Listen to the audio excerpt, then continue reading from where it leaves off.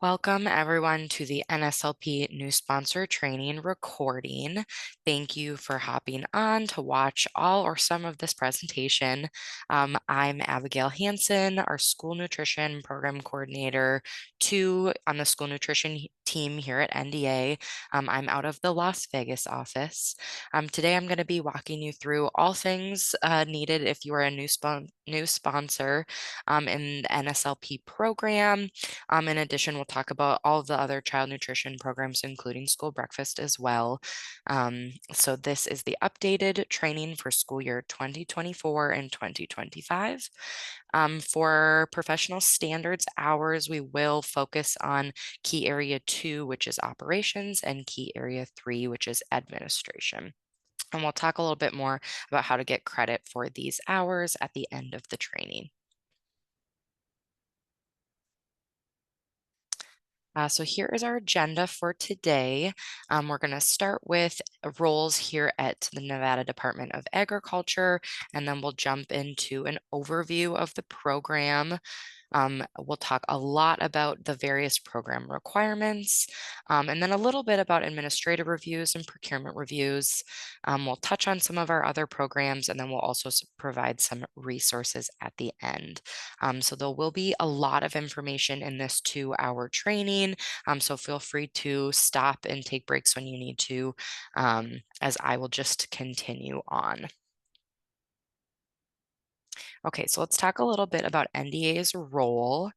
So USDA administers the program at a federal level. So at the state level, we here at NDA administer the program, which operates through agreements with school food authorities, which is you guys. So that can consist of public schools, districts, nonprofit private schools, and residential childcare institutions. So here at NDA, we act as kind of the middleman for program implementation. Okay, let's do a brief overview of our school nutrition team here at NDA.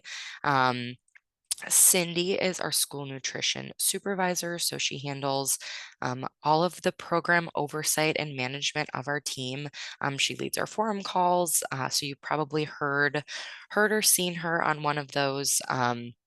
If you are new, you can always reach out to any of us via email as well, but she is kind of our leader here for our school nutrition team. Then we have Erica. She is our school nutrition specialist. She handles CEP every year, food service management company, and vended meal contracts. And she's actually the one that completes our procurement reviews on the team. So she's a great resource if you haven't reached out to her already. And Erica and I are actually the only ones on our team that are located in the South office, so the Las Vegas office, and the rest of our team members are located in the Sparks office near Reno up north. Then I have my counterpart, Alan. He is our other school nutrition program coordinator too. So he handles all of the administrative reviews and program technical assistance in the northern half of the state or so. So a lot of the districts up there and any of the charter schools kind of in the northern region, where I handle the administrative reviews and program technical assistance here in the south. So mostly Las Vegas and our southern districts. Then we have Taylor. She is one of our program officers. She handles meal claims, fresh fruit and vegetable program claims, the application process. So you probably have already had some contact with her via email on that, and some of our data and reporting that comes up throughout the year. And our other program officer is Megan. She is a backup for all our claims, application and data reporting, and can help Taylor as needed, and also handles the NSLP equipment grants every year and is our school wellness contact. We have Haley, who is our farm to school coordinator. She's great at doing those newsletters. So you'll start to get those throughout the year. And she's kind of our contact for all things farm to school. So if you're interested in that, she's a great person to get more information from. And then finally, rounding out our team is Dominic. He is our school nutrition administrative assistant, and he handles email lists and updating contact information. He'll be the one that sends out our memos, and he's also the one on our team that you can reach out to if you have any updates on your team that need different user access. So he'll kind of handle a lot of the CNP system user setup and access. All right. Okay, so sorry about that. We'll talk a little bit about the program overview. So we'll start with the program purpose. So the National School Lunch Program is a federally assisted meal program. It provides nutritionally balanced, low cost, or free lunches to children each day. And just kind of the foundational facts for the program. Um, Sponsors must be an approved vendor with the state of Nevada, which is why you have to submit an application each year. Approved sponsors will be reimbursed based on the number of meals served to students. So, those reimbursable payments are made via electronic transfer to your sponsor account. So there are approved rates for breakfast, lunch, and snack based on eligibility statuses. Um, these are updated annually by the federal government. So based on the actual number of reimbursable meals you serve to students, you'll get reimbursements based on those eligibility statuses each month. So and then we'll talk a little bit more about how claims are monthly. So some other items that are important for the foundation of the program is it is important that you have a separate food program budget, and costs are allocated separately from other general school budgets or accounts. This is really just to help ensure that all costs associated with the food program are allowable. And that the reimbursements you receive may or may not cover all of your food service expenses. So it's important that you can kind of track those and that they're separate from like a general school food budget. And then just a little bit more on program data. So school lunch is critical to student health and well-being, especially for low-income students, and ensures that students have the nutrition they need throughout the day to learn. Research also shows that receiving free or reduced price school lunches reduces food insecurity, obesity rates, and poor health outcomes. In addition, the new school meal nutrition standards are having a positive impact on student food selection and consumption, especially for those fresh fruits and veggies. So, this data was taken from FRAC, the Food Research and Action Center, if you're looking to kind of dig into some more program data and information. Okay, so now we're going to discuss each of the sections of the National School Lunch Program and School Breakfast Program that we review. So we'll talk about requirements in each. And so we'll start with Performance Standard 1, which is meal access and reimbursement. So this section covers eligibility determination, direct certification, the verification process, and meal counting and claiming.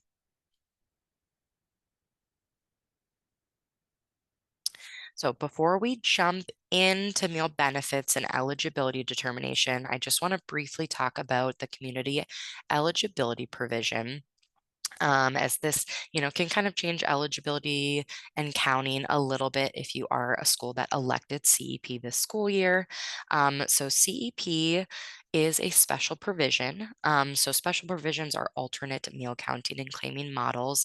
It is the most popular one here in Nevada. So what that means is that all students will eat for free. So you're not actually going to collect information on eligibility status like you typically would for a school that is going to collect applications. So no household applications with CEP. Instead, your claiming percentage will be based on what we call your identified student percentage, or ISP. So, based on the students you already have identified as eligible for free or reduced price meals based on your direct certification numbers, you will have a free claiming percentage and a paid claiming percentage, which will be applied to your claim. It is a 4-year cycle, so you have a base year. You submit data every April, And then if you would like to continue electing CEP with that data, it is an additional 3 years from there. So you must, in order to be eligible, you must have at least a 25% ISP. So that's something that is an annual process. You'll look at that data, and Erica handles most of that. So you may hear from her on how and when to elect CP and some more information on that. So the big difference here is that you do not collect household applications.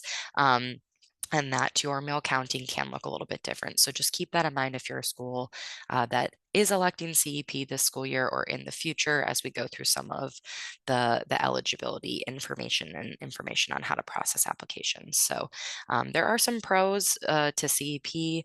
It's a little bit simpler counting to count meals, definitely less administrative workload due to not having to process applications each year. And all students are eating for free, which is great. So some downsides of CEP, you just have to really consider it for your school because it can be expensive to cover the cost of those paid meals if your identified student percentage isn't very high. Okay, so if your school did not elect CEP, there are a few other ways that your students can be certified for free and reduced price meals. So we'll go in depth to both of these options, but just upfront, the first way that students can be certified as eligible is through a free and reduced lunch application, or what we also call household applications. So they are based on the household's income.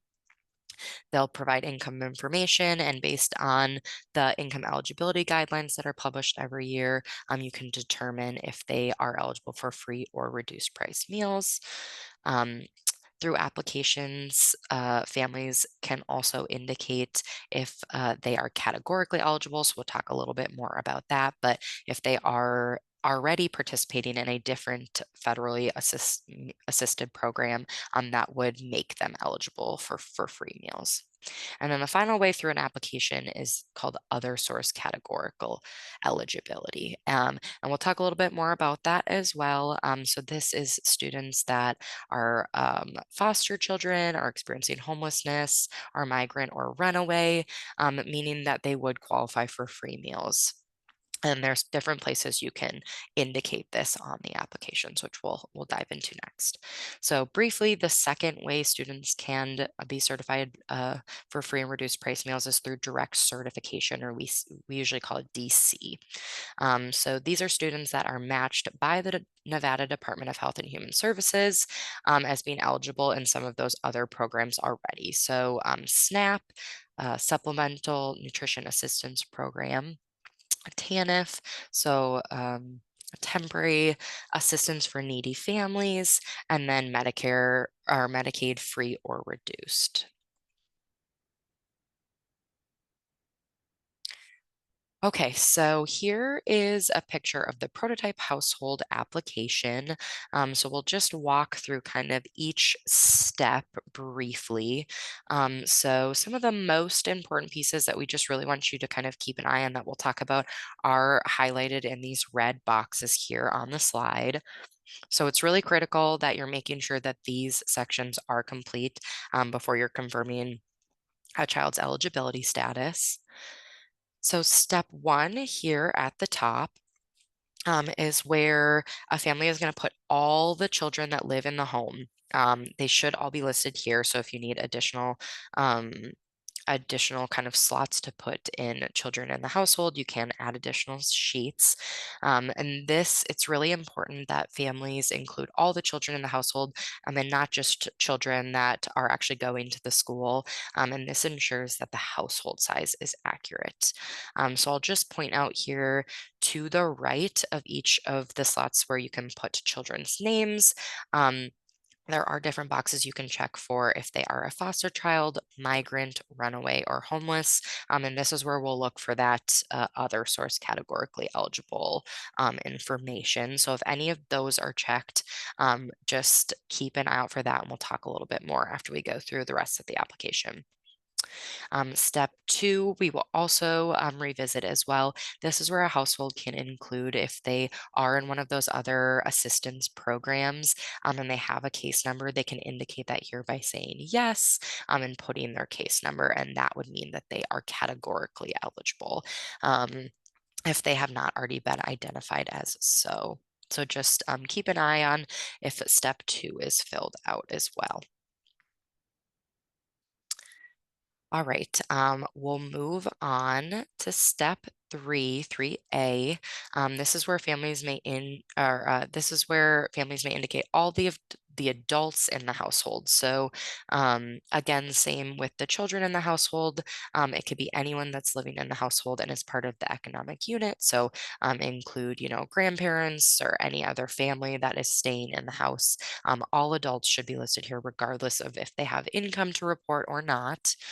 Um, as you can see, there are different places to put the income and the frequency of how often that income is received. So it's really important that not only all the adults in the household are listed, but that all their income is reported. So this also includes things like child support, Social Security benefits, VA benefits, and things like that. Is why there are several boxes for income to be reported. And just something to keep an eye on here, if income looks really high or really low, just as new families are completing these, sometimes, they leave off a zero or they accidentally add a zero. So just keep an eye on it. We do take income at face value, so you do not have to verify income on every application, but just kind of keep an eye on if it looks reasonable or if, there's anything you maybe need to clear up with the family just to confirm. Um, all right, so that all needs to be listed there. And then just below that, so still step 3A, there is a spot to put the adults completing the application to put the last four digits of their social security number or check that box to indicate that they do not have a social security number. So because it's a smaller area, this one tends to get missed a little bit more and it is very important. So you need to have either the last four digits or that box checked for this application to be complete. So just keep an eye out for that. That is something you can always reach back out to the family if that, got missed. And then they can, indicate either their last four digits or check the box before that application actually is complete. And then you can also indicate here underneath that in step 3B, if there is any income received by the children in the household, you can put it here. And then you will verify, um, where that is coming from. And it could be all children together. And then, of course, how often it is received. There is boxes there for that as well. Okay, so finally on to step 4 here at the bottom. Um, this is where the adult completing the application will put their information. So the biggest thing here is to ensure the adult actually has signed the application. So they're certifying that the information they've entered on the application is complete and correct. So this is really important. Um, Again, if you do collect household applications, we will be looking at them when we come out for your administrative review. So it's just really important that you're keeping them in a safe place. They're all together. You're not, like losing them as, they get moved around. Um, so they're stored safely and that they're all completed and completed correctly.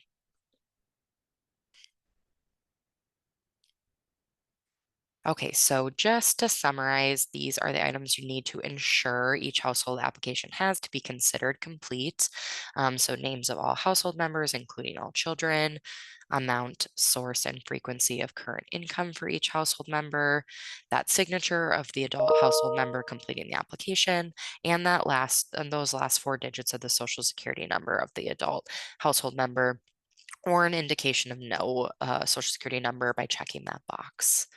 So just again, as a reminder, if any of these sections are not complete, you can reach out to the family to get them completed, to have them sign the application or confirm something for you before you actually certify the children in that household as eligible for a certain benefit status.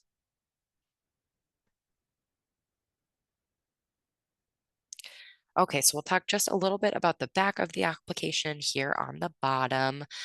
So, a reminder that applications must be processed within 10 operating days of receipt. So, the easiest way to ensure that you are following this requirement is to use a date stamp. So, we always recommend date stamping the application when you actually receive it. If you do not do this, when we review them, we have to basically go off the date the parent signed on the front of the application. Um, and we know that that's not always the date you get it. If the parent fills it out over the weekend and it lives in the child's backpack for a few days before, it gets all the way to your office, we don't always know that. So we always suggest using a date stamp if you are accepting those paper applications. So it is also an option to accept applications electronically. So if you are doing that, the electronic system will most likely capture the date that it is submitted automatically. So it's kind of a benefit of that. But with accepting applications electronically, just always be sure that you're kind of double checking things and that everything looks right. Everything should be completed if your system is set up to not allow the family, to submit something that isn't complete, which can be a benefit as well. But it's also easier to make mistakes, when you're completing this on a phone, maybe adding a zero or adding a family member twice, things like that. So just keep an eye on that if you are accepting them electronically. So, your staff, the biggest thing on the back is your staff will complete kind of this section on the bottom for school use only.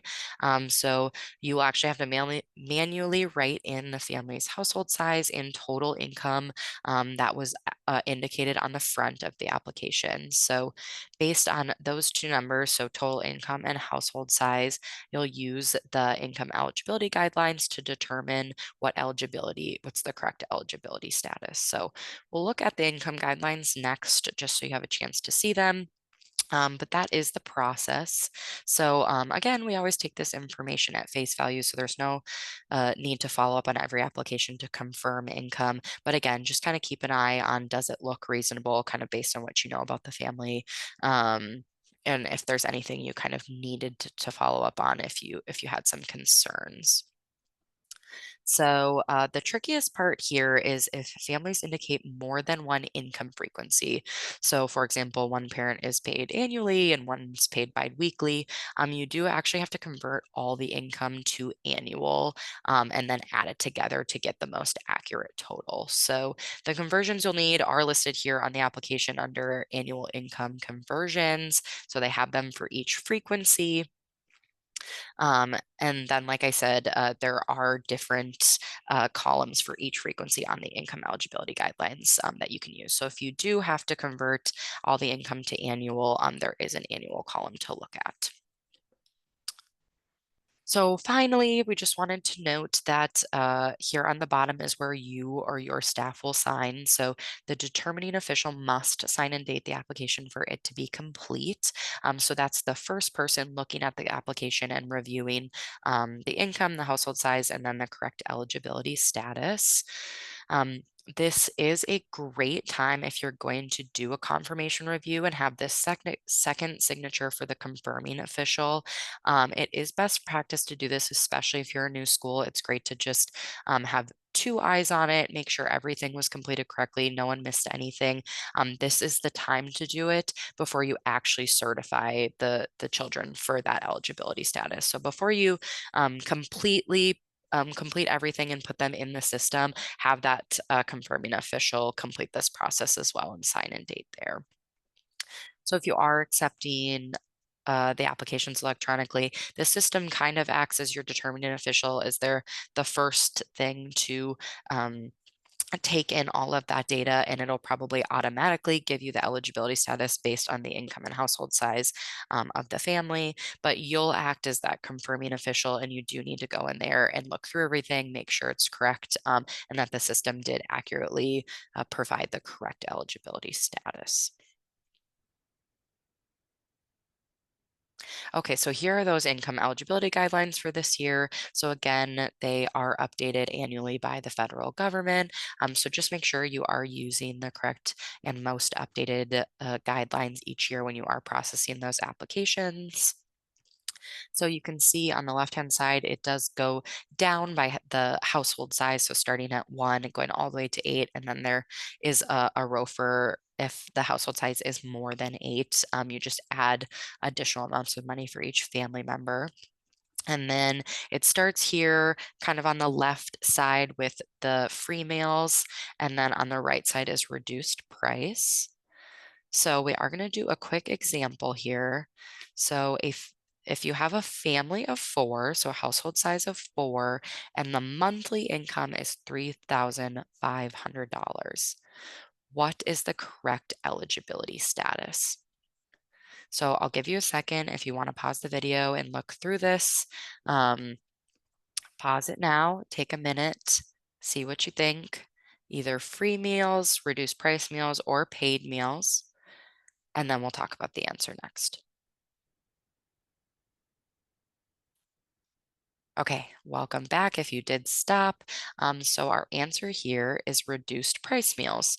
So I'll walk you through really quickly how I did that. So I always like to start at the household size. So I'll go down to four so I know what row I'm looking at. I'll start by determining if they are eligible for free meals first. So I go over here to the monthly column, and it says 3,380. So in order to be certified as eligible for free meals, they need to make that much or less than that. So our 3,500 is just a little bit more than that. So what I'll do next if they're not eligible for free is I'll determine if they're eligible for reduced price by just continuing on in the row. So now I'm on the reduced price side. I go under monthly and it's 4,810. So our family of four does make less than that. So they are eligible for reduced price meals.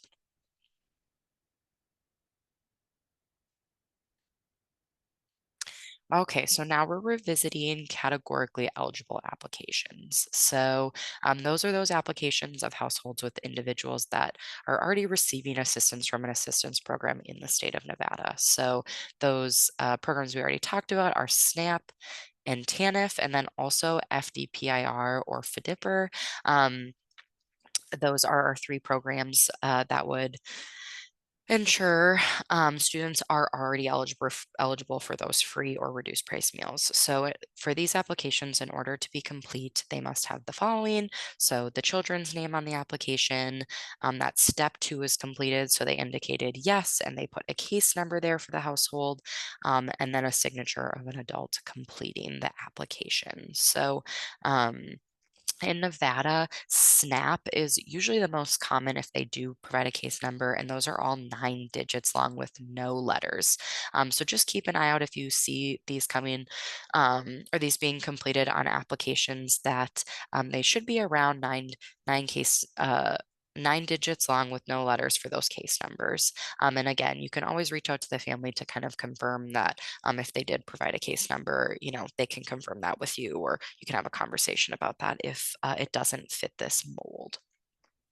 And just a point here, so if a family does indicate this on their application, this eligibility will extend to all other children in the household. So if there are a few children listed on this application, all of those children will be eligible for that eligibility status. Free or reduced, depending on the case number. So for these three programs, it is all free. So if they do indicate this, all children in the household will be free. We'll talk a little bit about the difference for Medicaid when it comes through on your direct certification lists, because for Medicaid, it could be free or reduced. Okay, and finally, we'll just again touch back on other source categorical eligibility. So these are the applications for children with outside circumstances that would qualify them for free meals already. So again, those are experiencing homelessness, migrant, runaway, or foster children. So for these applications to be complete, they must have the children's name, the indication of that status. So one of those boxes next to their name are checked. And then again, that signature of the adult completing the application. Um, so unlike categorical eligibility, which we just touched on, this eligibility status does not extend to all of the children in that household. It is just for that specific child that is indicated as having some of these outside circumstances. So if you ever get applications where there is just one foster child and there are other children in the household, you would complete the application as normal, like you would reviewing income for the rest of the children, and then only the child that is indicated as a foster child will be free. So you likely have someone at your school who already receives potentially some of this information, such as like a McKinney-Vento liaison. So just make sure you are in contact with whoever at your school does collect this information or work with families that may be experiencing homelessness. And that is a great way to ensure that these children are actually receiving free meals if they are eligible. And the school administrator can complete an application for a family if they are aware of their situation and the family hasn't already submitted an application. So just keep that in mind if you do have that situation come up at your school. So this is especially important if these specific students start to acquire, unpaid meal debt, things like that. That might be a good option for them. Okay, so we'll jump into a little bit more specifics for direct certification. So, the Nevada Department of Education actually receives this list of households participating in SNAP, TANF, and Medicaid free and reduced from the Department of Health and Human Services. The list of students is uploaded by NDE through Bighorn, where school districts and nonprofit private schools may download the list. It is usually updated twice per month. And if there's ever any issues with that, we are in communication with them. So if you have any questions, we can, help make sure lists are updated and the correct information is there. So FDPIR is actually done by us at the NDA and is sorted by county through zip codes through our NDA state system. So that one looks just a little bit different. So just a reminder that if you are a school that is accepting applications, it is a requirement to complete a DC match at least 3 times a year. This is really just to make sure that all the children that are eligible for those benefits and free and reduced price school meals are getting them. We always just think it's best practice to update and pull this list from Bighorn as often as you can. So it's great if you can do it twice per month. Monthly is also great. But just that the requirement is to do it at least 3 times a year. So at the beginning of the year, about 3 months after that, and then about 6 months from the beginning of the year is the requirement. And if you are a CP school, so you're not collecting applications, we do still think it's a great idea to pull these DC lists just so you have an idea of where your numbers are. Are they fluctuating? Are they going up and down? It's really important that you're kind of keeping an eye on that. So when April comes around and you are deciding if you're going to elect or continue with CEP, you kind of have an idea of where your data is at. You will need to pull this list in April every year to submit for CEP anyway, but just a good idea to kind of keep an eye on it throughout the year as well. And we just always also recommend that you save the list you pulled because sometimes the data changes and you won't be able to go back and get that list. So just save them. It is something we will also ask for when we're out on an administrative review. So this is just a little bit about what the systems look like. So on the right is that Bighorn portal through the Nevada Department of Education. There's a little bit more information on there about logging in and if you need an account.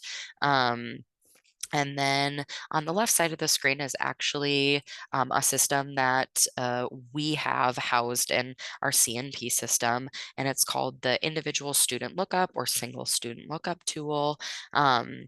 If you don't already have access to this, you can complete a user authorization form and send it to our administrative assistant, Dominic, and he can give you or other staff members access.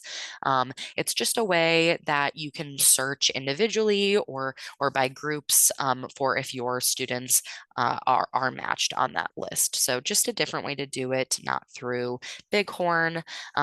There are some bullets here. They're small to read, but if you're actually on our system, you can read through those and it just gives some more information about how to use it and if you want to do like an upload for your students. But this can be a great tool around verification time if you're only looking for, a few students or a smaller number.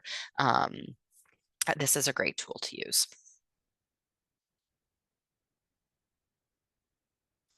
Okay, so we'll talk a little bit about the various notification letters that you may be required to submit or post. So I just want to note that they do all have their pages of where they're kind of further discussed in the eligibility manual. So we do highly recommend, if you're not really familiar with these, that you do read through that eligibility manual and you kind of go to these pages and read a little bit more about each of these because they do each have their own requirements of what must be in there and things like that. So I'm just going to kind of briefly talk about them.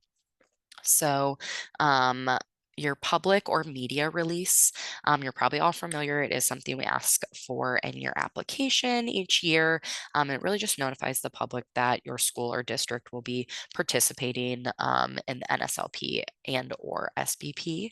And then that information letter to households is similar to the media release, but it has more information and you're just informing the families of the availability of free and reduced price meals at the school. Usually has a little bit more information about what that looks like and who to contact at your school if they have questions on their applications and things like that. Um, and then once an application is approved or denied, or you're directly certifying them, you will send out one of these letters to the family to let them know. So it's either going to inform the family of their eligibility status and list all of the children in the household that are approved. So this can be, for those applications or direct certification, or a denial letter. So informing the household of their denial of benefits and why, and who they can contact if they have questions and things like that.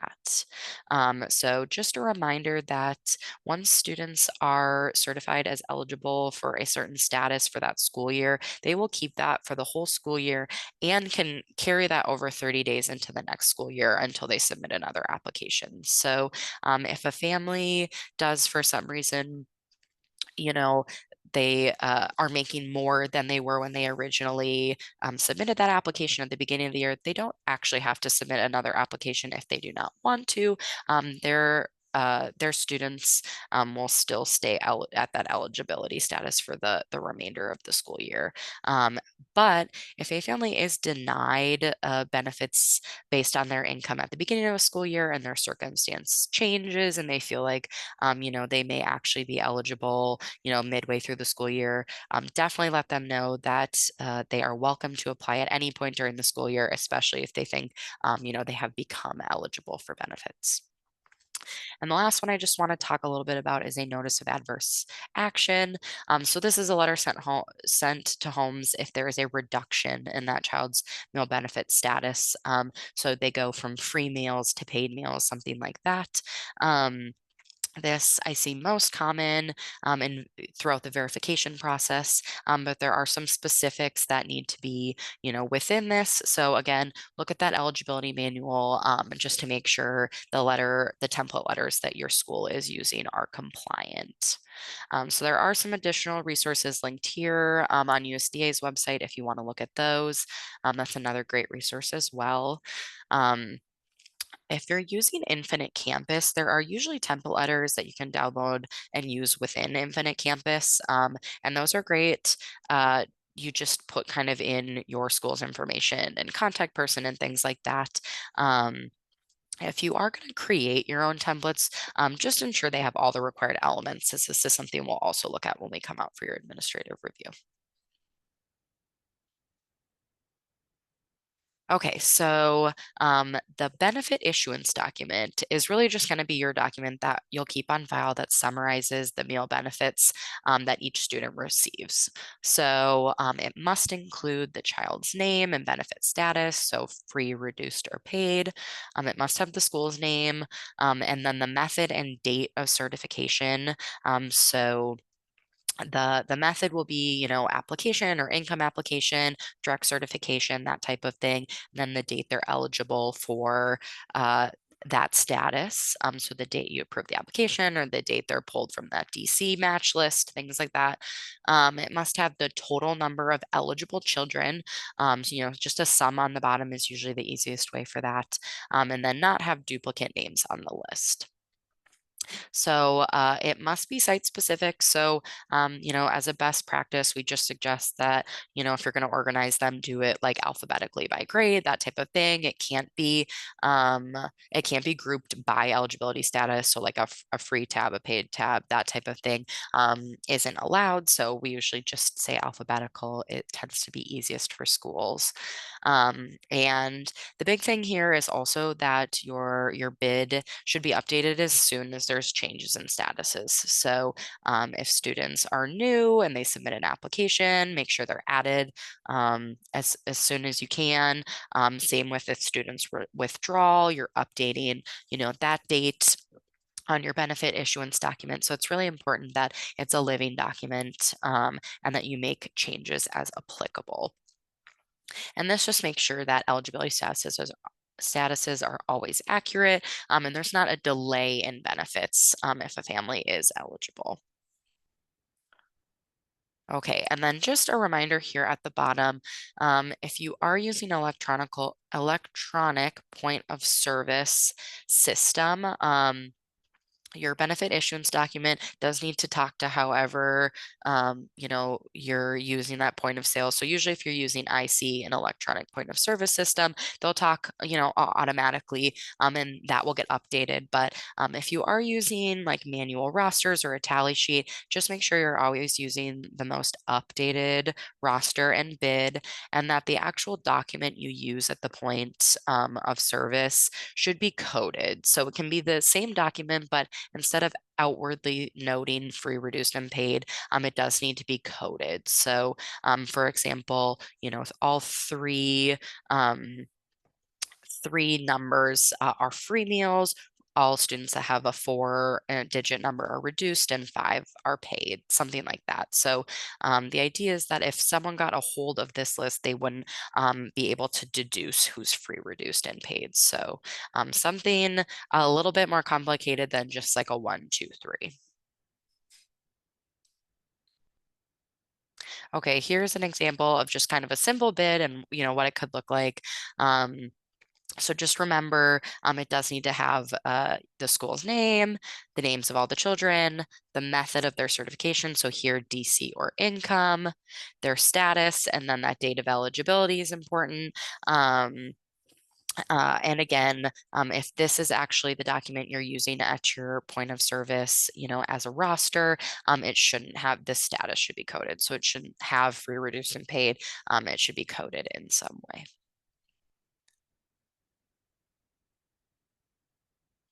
Okay, so we're going to briefly talk about verification, but we won't get into kind of the whole specifics of the process. So again, that eligibility manual, it has the pages there where it talks about verification in detail, in different letters you can send out and tips and tricks and all of that. So we highly recommend, if you're not as familiar with the verification process, to read through that in the eligibility manual. So verification is something that needs to be completed annually. And you're basically verifying that all the information on a few of your applications was completed and is accurate, and that the students have the correct eligibility status. So this process does start on October 1st each year. So we do recommend starting right on October 1st if possible. And it's really just going to give yourself and your school staff the most time to get everything completed by November 15th, which is the verification deadline each year. And so what this looks like is you'll pick 3% of your applications from your application pool as of October 1st, and they'll be chosen from error-prone applications. So what that means is they're within $100 of one of those income eligibility guideline categories. And if you do collect applications electronically through Infinite Campus, there is a report that will pull this for you. If you complete them all by paper, it is a little bit more work to go through and determine which applications are error prone. And then what you're going to do is you're going to verify those students' certified eligibility status. So how you do that is you'll contact the families and you'll get some additional documentation to determine if their income was accurate. So pay stubs, if they do have like an assistance program approval letter, something like that. Pay stubs are usually the most common, or like an income statement for proof of income. And if families don't respond to you, just a note that you must contact the family at least twice if they don't respond. That is a requirement. So that's why starting on October 1st is nice, and it gives you kind of enough time to do that. And then you'll verify if it was the correct eligibility status or if that status does need to be changed. So again, that's something that we will ask that you input this data into our CNP system every year. So if you are CEP, you don't necessarily complete the entire verification process, but you will still have to enter data into that verification report each year in our system.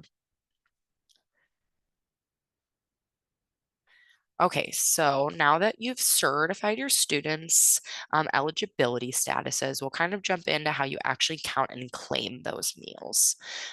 So the big overarching kind of idea here is that your system needs to accurately count, record, consolidate, and report the number of reimbursable meals you're serving. And that's, again, those need to be by category, so free, reduced, or paid. And it's really important that in order to do this, you have knowledgeable staff. So your staff know what constitutes a reimbursable meal, and that they know they can only count one meal per student per meal service. Okay, so we've already kind of talked about the point of service, but again, we're going to kind of continue to say this, but meals may only be counted when served to a child at the point of service. So it's really important, kind of no matter where you're serving, in a cafeteria, in a classroom. We'll talk about some common alternate meal service styles, but it's important that meals are only counted when they're actually served to the child. So, in order to make sure your system is set up for success, we do have a few recommendations. So, we really recommend that your point of service is at the end of the line. Um, and if it's not at the end of the line, there must be an adult staff member at the end of the line observing that the meals taken were actually reimbursable. So that's really important. And then we'll kind of talk about a few of those alternate meal services. So for field trips, if you're going to do sack lunches, you could give them out in the cafeteria, before students get on the bus to leave. So that can look similar to how it would in a regular service where students walk through the line, they're counted, or they put in their PIN number at the point of service. Before they go, get on the bus to leave, or you could use, a roster or a tally sheet in the cafeteria as they grab their sack lunch. They're being checked off that list. If you are going to use that, if you are going to bring the lunches with you and give them out actually at, on the field trip, again, the roster and tally sheet usually is the easiest. So just making sure each, teacher is bringing an updated roster and that they're checking the students off at the location as they receive their sack lunch. Breakfast in the classroom is also popular and looks a little bit different. So, you still need to ensure that each meal that the children are receiving is reimbursable. So teachers need to be knowledgeable about, what needs to be in the meal. If there is something missing, they're able to kind of acknowledge that, and that they know that they can only check off a student's name on their roster once the meal is actually given to that student. And then the last one we see more typically um, is in school suspension, or if there are a small number of students in a different classroom that actually aren't, walking or eating in the cafeteria. So just again, a reminder that student meals may not be counted as reimbursable until they're actually served to that student in the different locations. So If they can't actually come to the cafeteria to receive that, um, they can't be counted beforehand, and they need to actually physically deliver the meals to the students, and then check them off a roster or put them in the electronic system. So just a reminder, if they aren't in the cafeteria, they still have to have all of the meal choices available, and that's same for if you had a pre-K classroom that was eating in the classroom. It is similar. Okay, so we'll go over just a few meal counting mistakes that we see more commonly. So you can't use pull counts or like your production record counts for your meal count. It's still important that you're using your production records and that you're, counting for purchasing and participation, but you can't actually just use those records for your meal count. You do actually have to count as the students receive the meals. You can't count after the students have seated or served, as it doesn't give an accurate count based on, students giving their meal to a friend or eating parts of the meal that you didn't watch. So you're not able to really ensure that each meal was reimbursable, and that each student that's seated actually took that meal themselves. You cannot count based on attendance. So again, like I said, you can use those rosters, but it can't just be based on like on a morning count or a pre-order number. And then if you are going to have student workers, that's great. You can still utilize them in a lot of ways within your food service system you have at your school, but they should not be the ones that are responsible for documenting or counting reimbursable meals. And then finally, this is just one common step up that we see that can cause issues is not assigning enough staff or staff that fulfill other functions during the meal service. So the meal counting is a very important job, as we've talked about. So the person counting those meals during the meal service, that really should be their only job so they can focus on that. Okay, so now we'll go through claims. So meal claims must be submitted within 60 days of the end of the respective claim month. So you are only allowed one exception, one 60-day exception every 36 months if your claim is late. So it's really important that you don't wait until day 60 to submit your claim and that you're reaching out well in advance if you have questions or there's issues with the system, things like that. So, filling out a meal claim is what we call a dual submission process. So, there's just kind of an extra step. So, we'll walk through all of those. So, to complete that process, sponsors must submit a monthly claim and then submit the claim at the sponsor level. So, again, we'll look through that process with some screenshots next. But just really important if you have any questions as you're submitting your first couple claims or something doesn't look right, definitely reach out. Taylor is our claim contact, so she'll be able to help you look through the system if there's an issue or you need to kind of adjust something. Okay, so this is what it looks like in our system. So you'll log in, um, and then on the left-hand side, you'll choose claims and then claim entry from the left-hand side. And then you will choose the applicable month in the claim month column. So as you submit more months throughout the year, this kind of page will fill up for you. So it'll look pretty blank at the beginning of each year. So you click the blue month.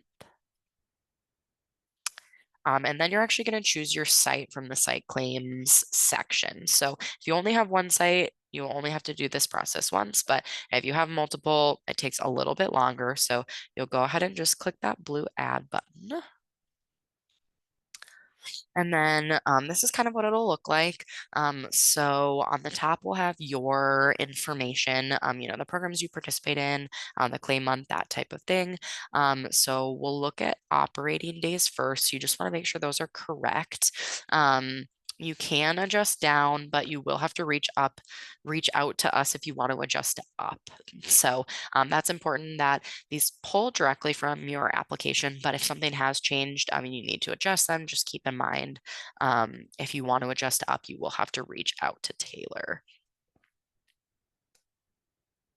Okay, so then we'll look at the eligible children section. So you're actually going to insert the number of eligible children to the appropriate columns for paid, reduced, and free.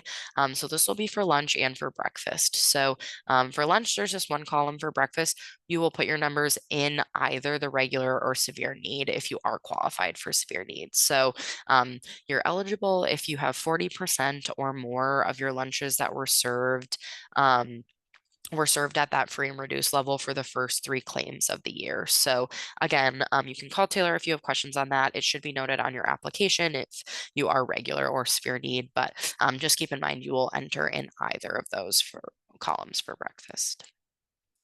So here, paid, free, and reduced for lunch, and then same thing for breakfast. Okay, then you'll scroll down and you will go to the meals served to children section. You'll insert so this is where you're actually inserting the number of lunches and breakfasts that you served in that month. So same thing, you're gonna put them all in for lunch by category, and then breakfast, it's either regular or severe need. So our tip here is that breakfast is served first, but you enter it second. So just keep that in mind as you're putting in your first couple claims of the year. Okay, so again, it'll look a little bit different if you are a CEP school. So sponsors who are qualified for CEP, the meal claims are much simpler. So they'll be entered into the CEP total counts field instead of the meals served to children. Um, so they'll be paid and free, will automatically calculate at this once the sponsor is approved for their CEP claiming percentage. So it automatically does that in the system once you actually submit just the total number of lunches and breakfasts served. And then for eligible students, you can just enter them all into the free column alone. If you do have the data, you can enter them into kind of the paid, free, and reduced columns if you have that accurate data. So this is what that looks like. So again, you'll enter total eligible students. They can all go into that free column. And then here on so that's that. Then here on the bottom is those CEP total counts. So lunch and then breakfast.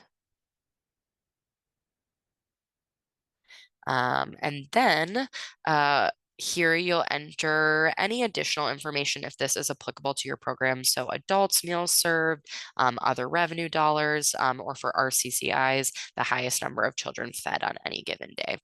So if that's not applicable, you can leave those all blank, and then you will actually click that acknowledgement box and then click save. So it may kick you back to this site selection screen. If that happens, you just go in and click the edit button um, to submit the specific site claim. Okay, so once it's been saved, you can go ahead and acknowledge and then click submit. So if the claim has been submitted, you should see this site claim has been submitted successfully pop-up box, and you should also get an email that your site claim has been submitted. So, like I said, if you have multiple sites, this is a repeat process for all of the sites you have. So once all the sites have been submitted, you'll click this final blue submit button at the bottom to finalize the meal claim process. So you'll see all our sites are submitted, and that's kind of final submit. And then you will need to check the second acknowledgement box and the blue submit button at the bottom. And then at this point, your meal claim has been submitted. So it'll show that in the claim status field. And the system, like I said, should send you a confirmation email to any users with meal claim access. All right. So now that we're done with Performance Standard 1, we will be moving on to Performance Standard 2, which is meal pattern and nutritional quality. So this section covers meal components, offer versus serve, the nutrient analysis and dietary specifications, and production records. So generally, here are the meal pattern requirements. So SFAs must produce enough food to offer each child the quantities specified in the meal patterns for each specific age or grade group. So additionally, there are some dietary specifications that have to be met for menus, and those are both daily and weekly. So before we jump into the full meal pattern, I did want to give just a quick overview about some of the final rule updates that USDA did publish in April of this year. So there aren't a lot of mandatory changes or anything you need to do for this school year specifically, but there will be next year. So we just want you to keep an eye on these. If you haven't seen them already, you can go to this link here on the bottom and just learn a little bit more about what's coming. Or if you do begin to have conversations about, changing menus next year, these are some things that we just want you to kind of keep an eye on.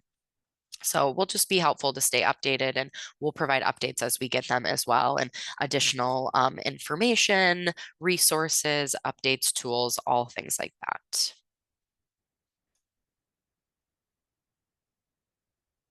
Okay, so this is the lunch meal pattern. As you can see, each meal component is represented by a different color on this table. So that's why we think it's a great visual. There are a lot of resources online if you don't like this one or you want to print something off to have, as a handout or for your staff. There's a lot of great information on USDA's website and a lot out there. Um, so we will just briefly go kind of through this table and each meal pattern component. But I just want to orient us to the table. So on the top, it does go by grade group. So K to 5, 6 to 8, and 9 to 12. You will see there are some options at lunch to do like a K to 8 menu if you would like. So that's why they have that there on the top. And then down the left-hand side is the actual meal component. And you'll see there's weekly and daily requirements for each on there as well. So for fruit, for K to 8, it is 1/2 cup of fruit for the daily requirement, and then weekly you have to hit 2.5 cups, and that is increased for high school. So grades 9 to 12, the daily minimum is 1 cup of fruit, and the weekly at 5. Vegetables work a little bit different. Here. So for K to 8, the daily minimum is 3/4 cup. And for high school, again, it's bumped up to that 1 cup for grades 9 to 12 for vegetables. There are what we call vegetable subgroups. So you'll see them outlined here. They are dark green, red, orange, beans, and peas, which USDA did just update the name to beans, peas, and lentils, if you see that anywhere. The starchy vegetables, and then other. So you do have to hit those minimums over the week. So you can as long as you're providing at least 3/4 cup veggies daily for K to 8 and one a cup veggies for those high school, it doesn't matter what subgroup you necessarily serve each day as long as you're hitting those weekly minimums for each vegetable subgroup. And then you will have to serve some additional veggies to reach that weekly minimum. And then for grains, it is measured a little bit differently. We use ounce equivalents. So for K to 8 is 1 ounce equivalent, it's the daily minimum. And then for 9 to 12, it is 2 ounce equivalents as the minimum daily amount you have to offer. And then you'll see some weekly minimums that you have to hit. So over 8 ounce equivalents for K to 8 and over 10 ounce equivalents. For grades 9 through 12. So again, you'll notice that you will need to serve over the week more than just that 1 ounce equivalent every day to meet those weekly minimums. And it is similar for the meat alternate meal component. So again, 1 ounce equivalent is the daily minimum for K to 8, and it ups to that 2 ounce equivalents for high school, grades 9 to 12. And then again, the weekly minimums.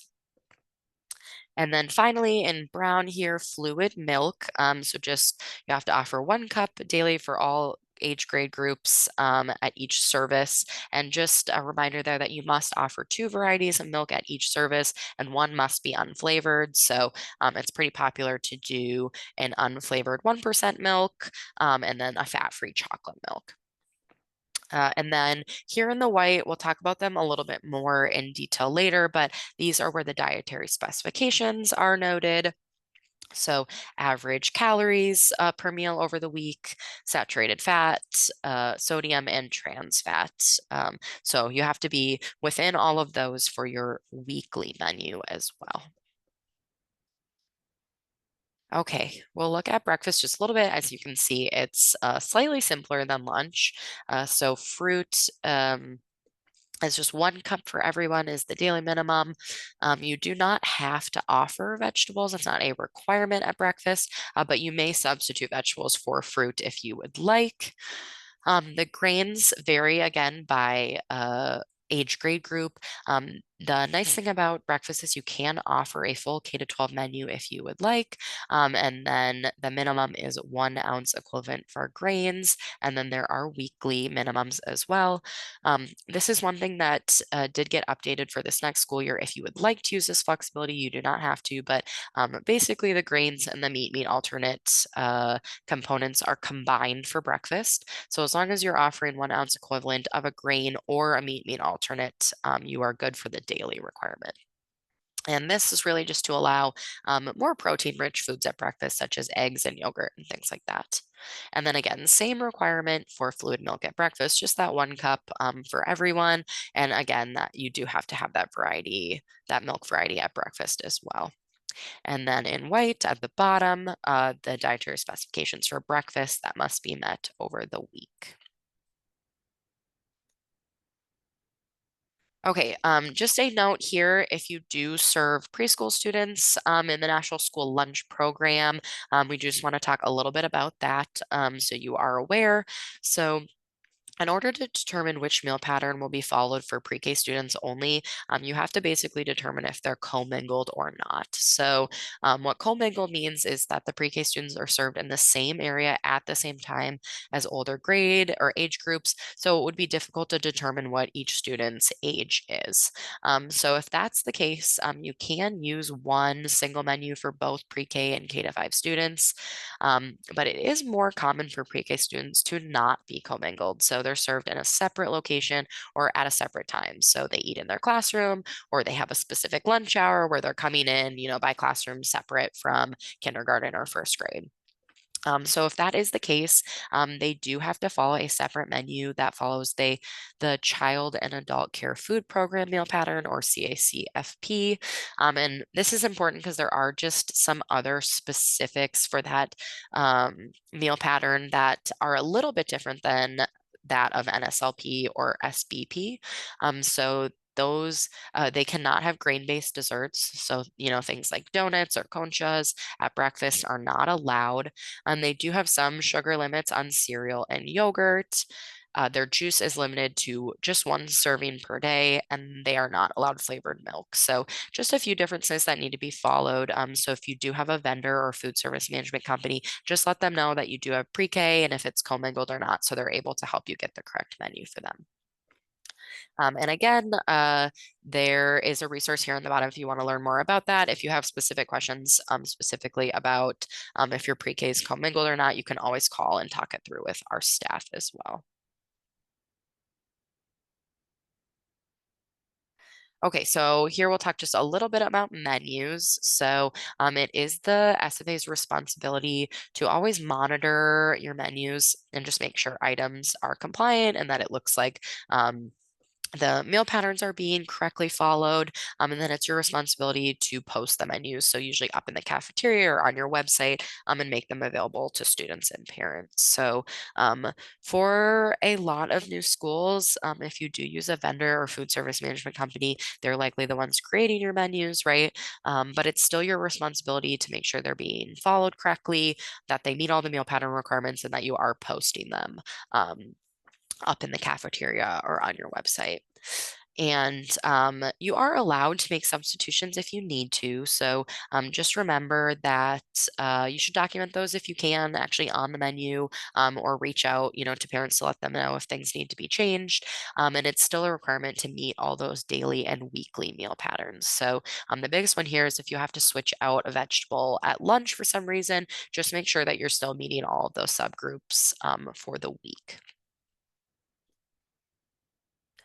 Okay, so reimbursable meals, we're going to talk about what that means, and it really is the foundation of the meal pattern. So, reimbursable meals selected by students must contain the required meal components, and at least the minimum quantities must be offered and taken to count those meals as reimbursable. So, that means a little bit, something a little bit different if you're doing offer versus serve or straight serve. So we'll talk a little bit about that. If you are doing straight serve, that basically just means that you're serving the students each menu item, and that each of those are in the minimum quantity required, and that includes a milk. And then it's a little bit tricky for offer versus serve. So we'll kind of talk through that next. But just a reminder, if you are using any self-service stations like salad or produce bars, just make sure that all students have access to all the required meal components within those minimum quantities. And if you do ever run out of a menu item during the meal service, just make sure you stop the line, refill the item, and just make sure you're actually doing that so each student has access to all the required meal components for that day. So really important for milk too. If you're using a milk cooler, just keep an eye to make sure that both varieties are available throughout the meal service. Okay, so we're going to jump into offer versus serve. So this concept just allows students to decline some of the food offered in the reimbursable meal. So it can be great to reduce waste while also allowing those students to actually choose the foods that they want to eat. So it is encouraged at all grade levels, but it is only a requirement for high school students at lunch. And it does have some great benefits. The big one being less waste. It can save time. It can reduce your overall food costs. And it can really be great in having students develop better eating habits. So here are the requirements for offer versus serve. So at breakfast, we will be looking at items. So you still have to offer all the required food components at breakfast. So that grain, meat alternate category, um, that fruit, and then the fluid milk. So you must offer at least 4 food items. And then for reimbursable meals, students must select at least 3 of those, and one of them has to be a half cup of fruit or vegetable if you're offering that in place of fruit. And then for lunch, you do have to still offer all of the required food components. So all 5, so vegetables, fruit, grain, meat alternate, and that fluid milk. And for lunch, we look at meal components. So you must offer all the 5 components. And for a reimbursable meal, students must select at least 3 food components, and one of those has to be half a cup of fruit or vegetables. Okay, so let's look at some examples of what that can look like. So if you're serving breakfast, this could be a reimbursable meal under offer versus serve. So a half cup mixed fruit, 8 fluid ounces of skim milk, and then cereal. So in this case, it counts for 2 ounce equivalents of grain. And then here is an example for lunch. The broccoli, which is half a cup, the mandarin oranges, which is a half a cup, so your fruit and your vegetable, and then a whole grain flatbread, which counts as 2 ounce equivalents of grain. So just a note here, if you do have high school, it just gets a little bit trickier for grades 9 to 12. So if uh, they are selecting 3 components, and 2 of those are the fruit and the vegetable.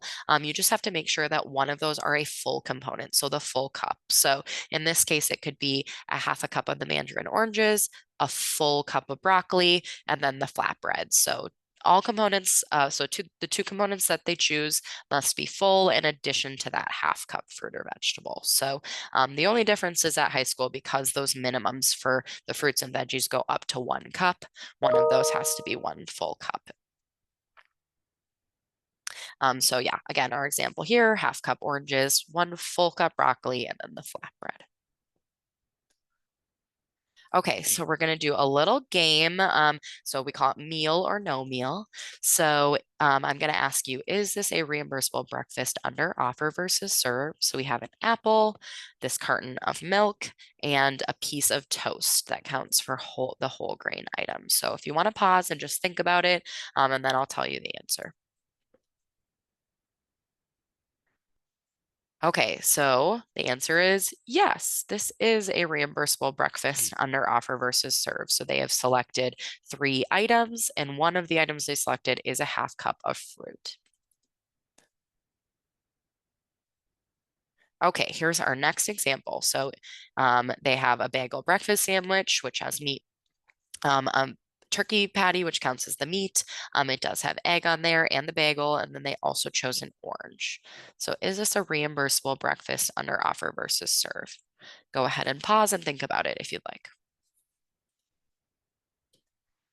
Okay, so the answer is it depends. So, again, at breakfast, we are looking at items. So, just a reminder that milk is not a requirement under offer versus serve as long as they select a reimbursable meal in another way.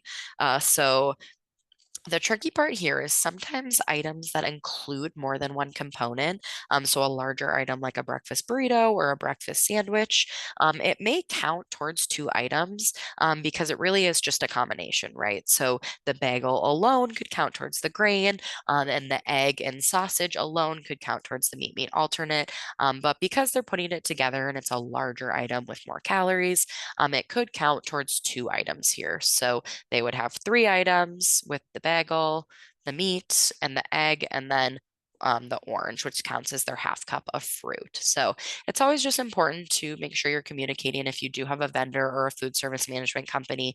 That you know the intention of what they've planned, or the menu planner at your school if you're self-op. Just make sure you're having conversations so you can train your staff appropriately. Okay, final example. Is this a reimbursable lunch under offer versus serve? So again, at lunch, we're looking at components. So just keep that in mind, and then go ahead and pause if you'd like to think about it. All right. Well, the answer is yes. So remember, at lunch, we are looking at components. So they need to select 3 components, and one of those must be a half a cup of fruit or veggies. So we have our half cup broccoli. So we have that requirement met. And then we have this hamburger here. So um, a lot of your entrees will likely count for 2 meal components at lunch, something like a hamburger, which has a whole grain bun, which counts towards the grain requirement, and the patty, which counts towards the meat alternate requirement. So here they have 3 components, and one of those is a half cup of vegetable. So we are good to go to count this as a reimbursable lunch. So again, if you have a vendor or a food service management company, just make sure you know and your staff are aware of what may count for 2 components at each grade group and each lunch service. Okay, so what about signage? So it's really important that both staff and students are able to identify what constitutes a reimbursable meal, and it's just going to make the service smooth. Um, go smooth for everyone involved. So you do have to have some signage up for your menus. So this can look a little bit different at each school, but there are a lot of resources out there for free, and you can reach out to us. A lot of times we do have extra menu boards from USDA like this, so always reach out. But it's important that you post. This menu signage near the beginning of the serving line, and it can really help students look at what's for lunch as they're waiting in line. So once they actually get up to select their items, they know what's up there and it goes a little bit faster. So even if you're not offer versus serve, you should still have menu signage posted. And then if you are offer versus serve, there are some additional options for some nice signs that you can use. These are from USDA. So there are some on their website that you can download for free. But again, there's a lot out there. And it's really just going to help students select a reimbursable meal if you are implementing offer versus serve. So again, the better the students understand the meal pattern, the easier it's going to be. We do suggest having signage, at the beginning or near the serving line, and then also additional signage on the line if you can. So, it indicates if they're selecting from different entree items, where the fruits and vegetables are, where the milk is, and what they need to take by the time they exit the line. Okay, so now we're going to talk a little bit more about those dietary specifications and a nutrient analysis. So the best way to know if you're meeting these is to complete that nutrient analysis summary. So, most districts and vendors and food service management companies do use an approved software to do this. You can go online to look at the different approved softwares by USDA, and they are great. If not, we do have menu worksheets, so reach out to us if that's something that you need. You can find those on USDA's website as well. Um, so, what you do is you basically input all of your menu items for a week, and you do this by using that meal pattern documentation. So CN labels, standardized recipes, product formulation statements, different K to 12 nutrition facts, things like that. So you'll use those, you'll put them in your software or into your menu worksheet, and it'll tell you if you're meeting both daily and weekly requirements. So that again, this is something we'll look at really closely when we come out for your administrative review. So it's important that you know your menu's meeting and that you have all of this documentation on file. Um, so what you actually put into your software or into your menu worksheet should actually match the menu. And it's important that if you do serve condiments, and if that's something you offer, with some or all of your entrees at lunch, things like that, that those need to be included in your nutrient analysis summary as well. Okay, so now we're going to talk about production records. So it is a program requirement that you are keeping production records for all the meals that you serve. So these are very important. Um, they basically act as your proof that you served reimbursable meals. So if something ever happened to your meal counts, we can go back and look at these as the proof that you served reimbursable meals and you kind of have general counts. So we call it the daily dozen. So listed here in the bullet points, there are 12 things that need to be included on your production record. They can look different. So if you have a vendor or food service management company, they likely have a template they use based on their own system. So that is fine. Again, if you are self-op, we do have some templates. So we'll look at an example next. You can always reach out to us, but they can look a little different as long as they have all of these required elements. Um, so if you are self-op, your staff will complete all of these on their own. If you do have a vendor, the top kind of nine, the top portion, they will likely complete for you as they're planning the menu and prepping items. But it's still important that your staff complete the actual amount of meals served and servings. If there are any leftovers or any condiments or extra items that you serve.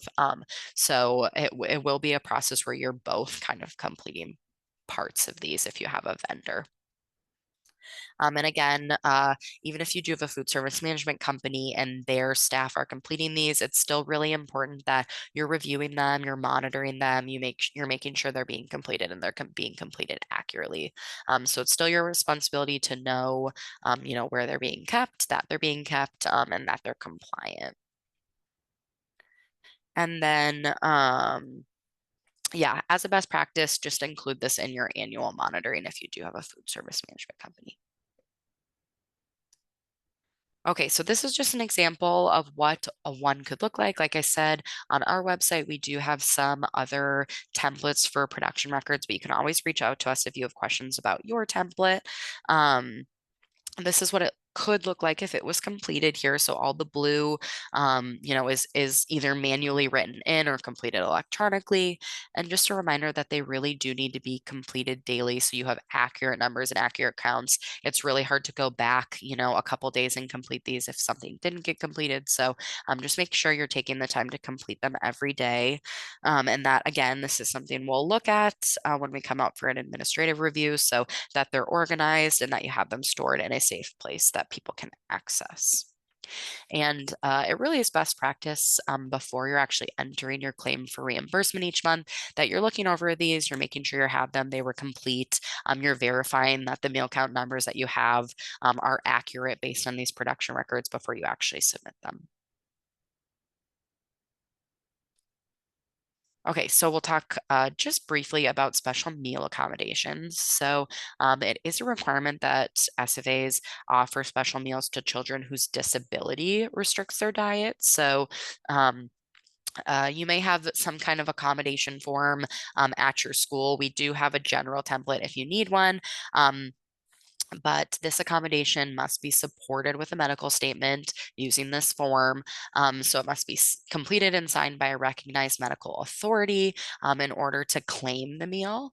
And then you may make food substitutions for non-disability dietary needs. So vegetarian meals, soy, having soy milk on hand, things like that.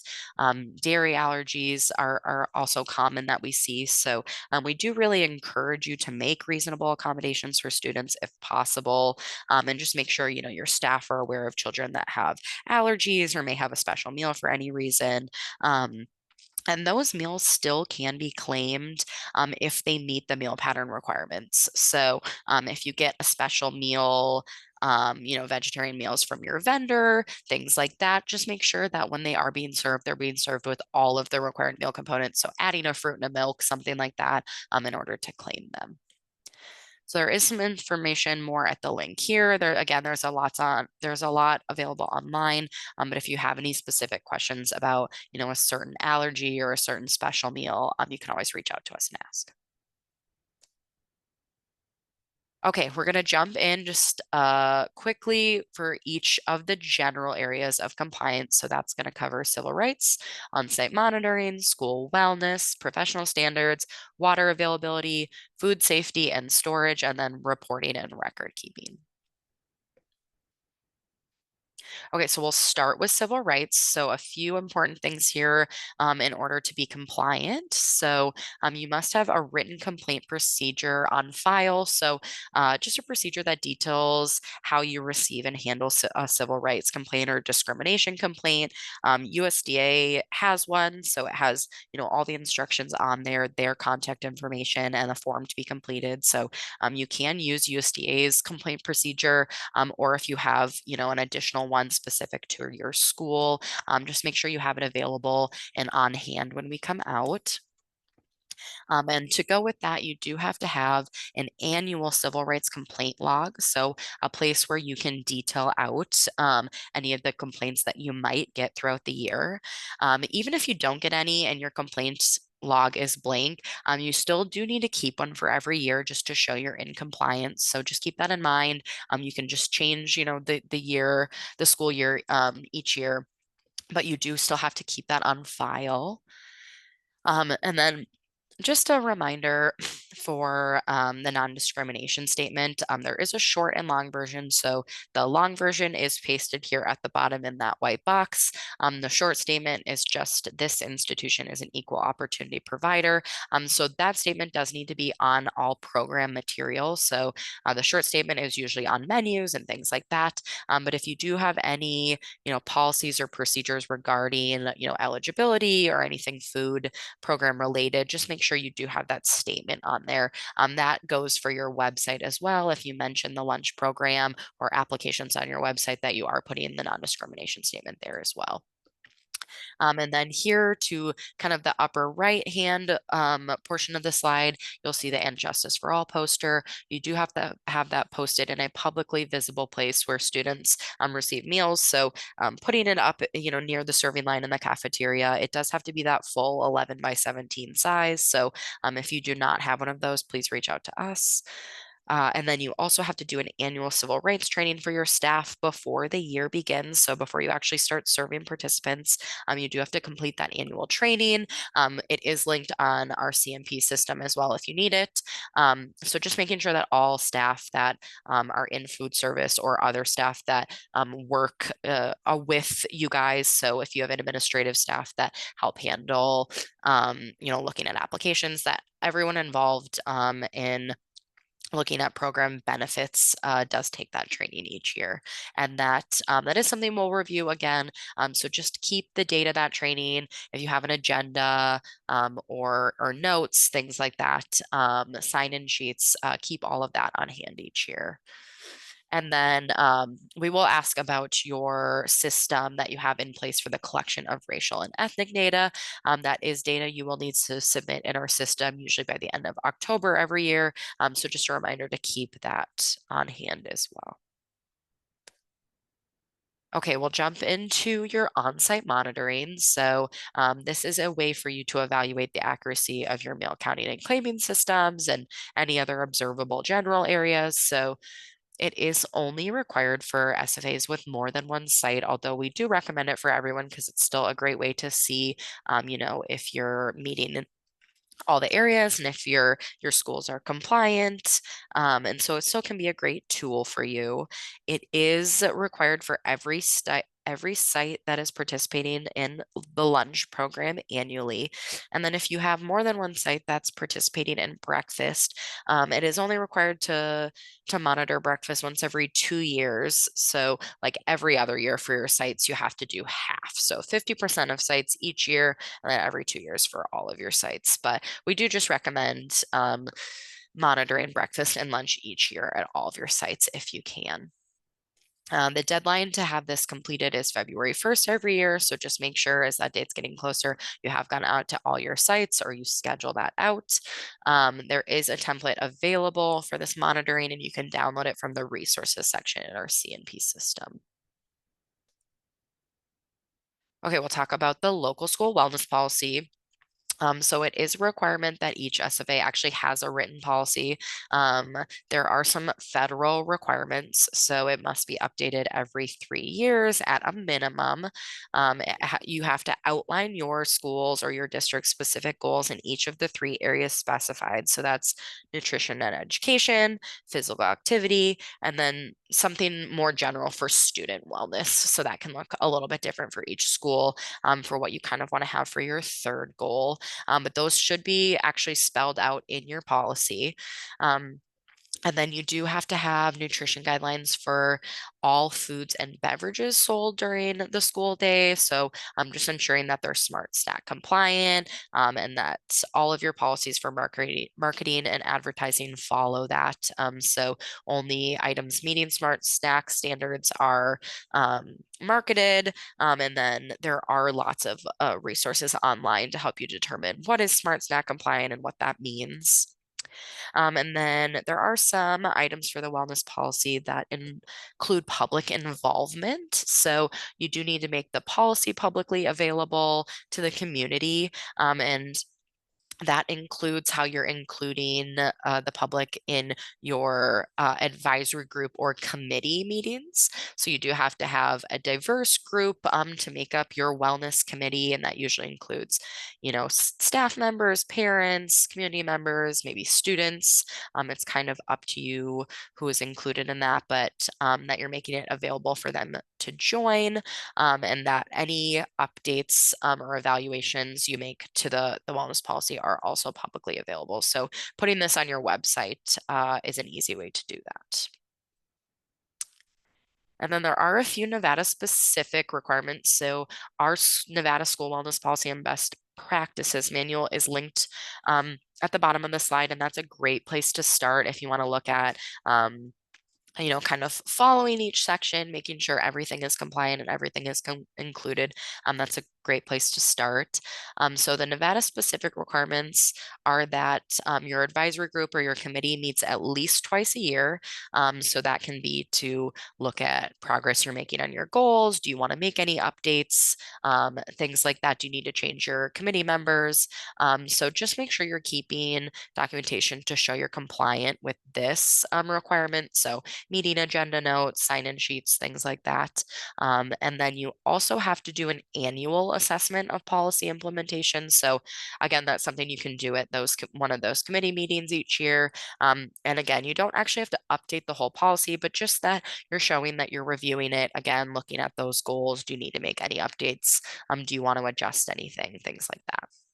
And then the meal consumption times, we do outline that you have to have at least 15 minutes for breakfast and 20 minutes for lunch. So we may have some updates on the wellness policy coming this year. So just stay tuned for those. And Megan is our contact for wellness. So if you have any questions, you can reach out to her. Okay, so we'll talk a little bit about professional standards. So there are annual training requirements. And training, so training requirements apply to the 12 months between July 1st and June 30th. So just keep that in mind if you're doing any summer training with your staff, that it's the training hours are applied to the correct year based on when the training date was. So directors need to meet at least 12 hours each year, managers 10. All of your full-time staff, so working 20 hours or more, need to complete at least 6. And then any other part-time staff, so staff working less than 20 hours per week, need to complete 4 hours annually. And any trainings you take through us, you will get a certificate and you can apply those hours. So, like this training will count for 2 of those. There are also some other great training websites linked below. The ICN is a great one. We always recommend it. They have live webinars on there and lots of things recorded, and they update them, a lot of them annually as well. So, it's a great place to go if you're just getting started, and it's free and you can just create an account, and then it tracks and provides training certificates on there. And then schoolnutrition.org is another great one, if you don't know where to start. All right. And then the last thing I want to note for professional standards before we look at tracking is that if you do have a school nutrition director that was hired after July 1st, 2015, they do have to meet some hiring standards based on your district size. And then they'll also have to complete an 8-hour food safety training within 30 days of hire if they don't already have a current food safety certificate. So just keep that in mind. And if you look up USDA professional standards and hiring standards, you can look at those a little bit closely, or you can reach out to us if you have specific questions about a new director or their educational background, things like that. Okay, so we'll look at how you can track these. So you must keep an annual tracker. And here bulleted are all of the different things that your tracker needs to have on it to be compliant. So they can look a little bit different as long as they have all of these required items. If you don't want to track these yourself, another great option that we recommend is trying out USDA's professional standards training tracking tool online. So it is linked here. We use it, and they did just update it a little bit this year. So it's pretty user friendly, and it's nice because you can link to a manager, and managers can put in group trainings for employees, and there's some other benefits. So if you want to try that out, we do recommend that, but you can also just use, an Excel sheet or something like that, as similar to the picture here. So I am going to ask, here with this screenshot, what do you think is missing based on what is required? So I'll go ahead and pause it if you want to look at this screenshot and determine what item or items are missing from this professional standards tracking tool. All right, so there are 2 things missing from this tool. They are the completed training hours to date and the required number of hours based on this employee's position. So it does have their title as food service worker, but I don't know if they're full-time, if they're part-time, if they're a manager. So it's really important that when we're out on a review and we're looking at this, we can very clearly say, okay, this employee has this many hours completed for this year, and this is how many are required. So you can tell if they've met or not for the year. So if you are using an Excel sheet, it's really easy to just kind of sum all of the rows, and you can kind of have a working total at the bottom as you add to trainings throughout the year. Okay, so we'll just cover water availability really briefly. So it is a requirement to have free potable water available to program participants during the meal services. So it does actually have to be in the area where the children are eating their meals. So if you don't already have like a built-in water fountain or water bottle filler in your cafeteria or your serving area, you will have to make water available in another way. So the easiest ways are just to add, kind of a large jug of water in there, or add water pitchers with cups or things like that actually in the serving area. And there is an exception. So if you do breakfast in the classroom, the water requirement does not apply. So just if you're serving breakfast actually in the cafeteria and then lunch in the cafeteria or the serving area. Okay, we're going to talk about food safety next. So there are a few things you need to have in order to be compliant with food safety. So you do need to have an updated food safety manual with an accurate table of contents available at each site. So we also call this a HACCP plan or a HACCP binder. So HACCP is a management system in which food safety is addressed through the analysis of control of biological, chemical, and physical hazards. It really speaks to all things you do in the kitchen. So buying food, making sure that's safe, prepping and serving food, reheating, things like that. So if you don't already have a HACCP plan or a food safety plan, ICN does have a great template that you can download, but just make sure that you're actually making it relevant to your kitchen and your program. So add standard operating procedures that you use specifically that might not be in there, and take out the ones you don't need that aren't relevant to your program. So it's really important that you have that to make sure all the processes you're following in the kitchen are keeping your staff safe and are keeping the children safe as well. So the second one is food safety inspections. So it is a requirement to have two per year. Depending on where you are in the state, that may be harder to get your local health district to come out to complete a second food safety inspection. So you may need to request it. So if you can't get two per year, your documentation of compliance in this area will actually be requesting the two or the second inspection if you can only get one. So we always we always recommend towards the end of the year just requesting that second one if you haven't gotten it yet. You're not sure they'll be able to come out.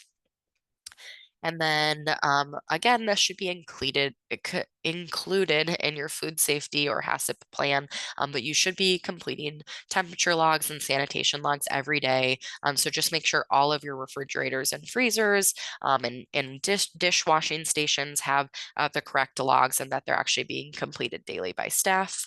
And then for dry storage, it is important that you're following proper storage techniques. So first in, first out, that you're dating boxes of dry storage and goods, and that everything is clean and organized and off the floor and on shelves and things like that. And that you do have, again, if this isn't already included in the HACCP plan or food safety plan that you have on site, that you're including procedures for dropped food, and different things that you might encounter actually in the cafeteria or in the kitchen. Okay, so we'll touch on record keeping. Here, it's just that you must retain basic records demonstrating compliance with USDA program regulations, and that's for 3 years plus the current year. So we already kind of talked about as we went through, what you need to keep on file. It's really important that if you are keeping a lot of your documentation electronically, which is more common nowadays, that you're just using shared drives and that other people have access, and that you're keeping your documents organized. So if you were out or something happened and someone needed to go grab something, um, that it's really clear where things are stored, and you wouldn't lose them if something happened to your system or you didn't have power or something like that. So this is just the best way, especially when we're out for an administrative review, to show compliance in all of the areas. And it's tends to be a much smoother process if you're really organized and everyone knows where everything is kept. Okay, so here's some important dates for reporting. Again, I've mentioned some of these along the way. So anything in yellow does indicate that that's data you will have to report to us through our CNP system.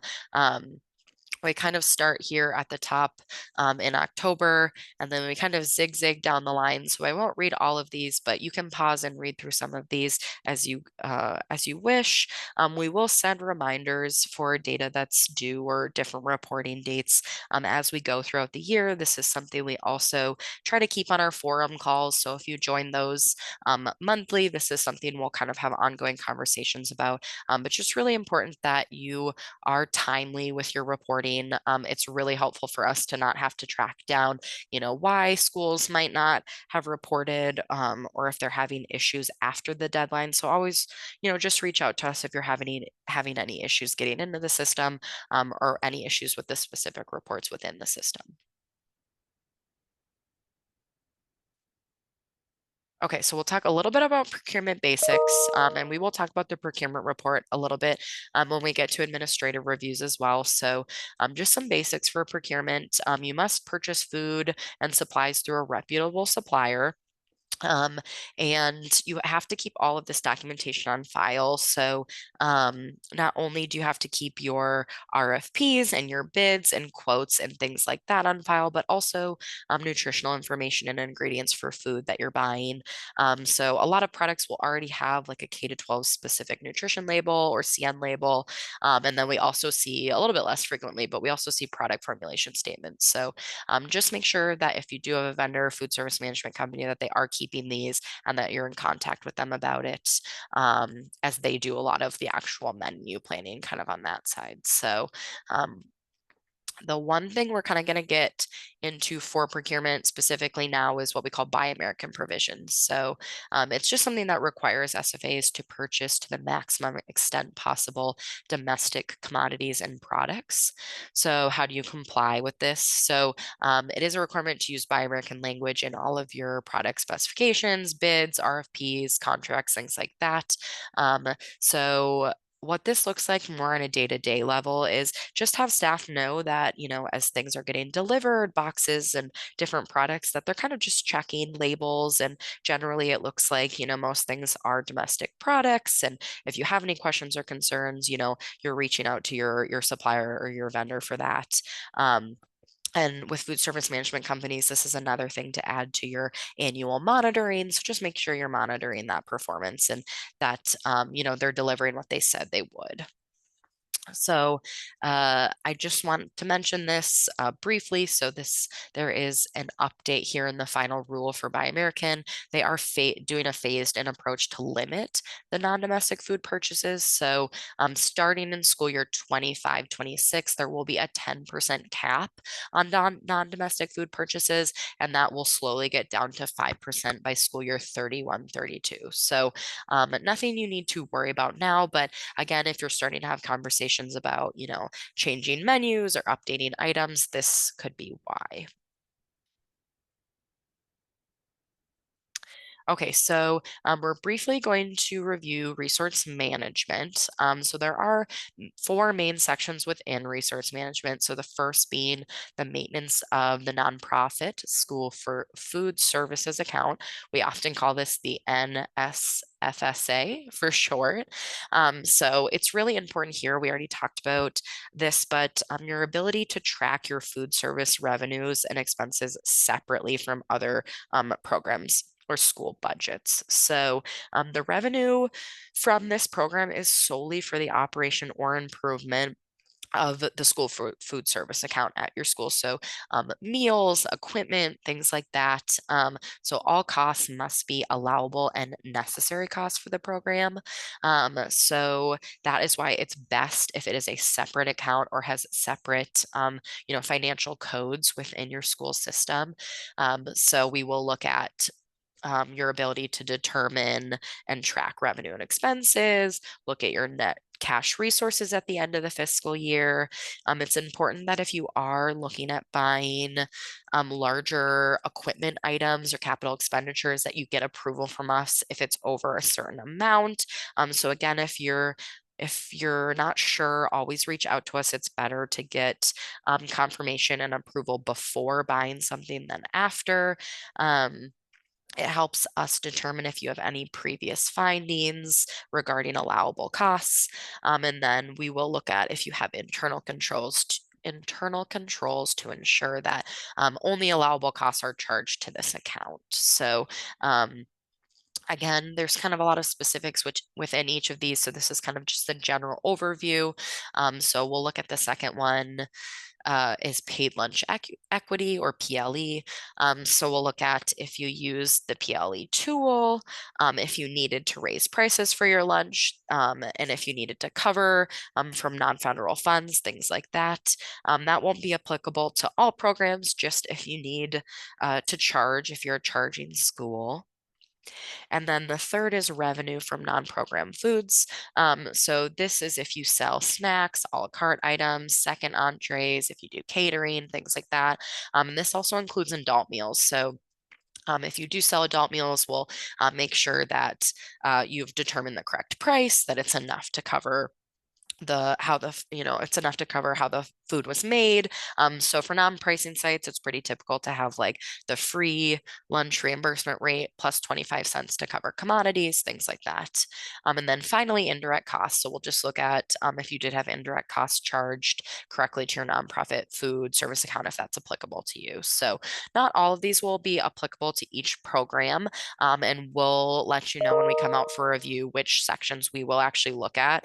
As a new sponsor, we won't dive into each of these specifically, but we will look to make sure you have the proper policies and procedures in place. And then on your following review, we'll do a more comprehensive review. Okay, we're going to dive into an overview of the actual administrative review and process. So all the sections we've already covered today are part of the National School Lunch Act, and they're federal regulations. So it's really important that you're compliant, and that you're able to show that. So all SFAs are reviewed on a 3 to 5 year cycle, and all first year SFAs do get reviewed during their first year. And that's really just to make sure you're on the right track. We can provide any necessary training and technical assistance right away. And it's really a great time to get questions answered as well if you have them. So some of the potential impacts of the administrative review are we'll provide technical assistance, we'll secure corrective action if we need to. If applicable, we will take fiscal action, but that'll be an ongoing conversation throughout the review based on the findings. And then it is a requirement that we do publicly post these administrative review reports. So here's the link where it is on our website if you ever wanted to go look through those. Here is just a current list of who is scheduled for an AR this school year. So this was also sent out in a memo in July.